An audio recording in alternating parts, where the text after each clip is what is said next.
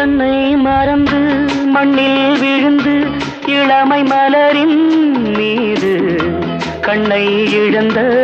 வந்து தேக சுகத்தில் கவனம் காட்டு வழியில் பயணம் கங்கை நதிக்கு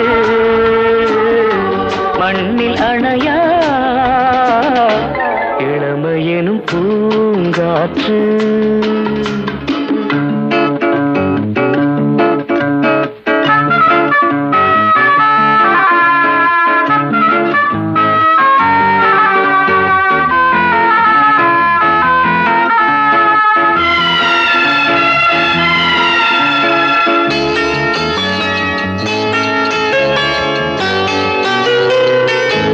அங்கம் முழுதும் பொங்கும் இளமை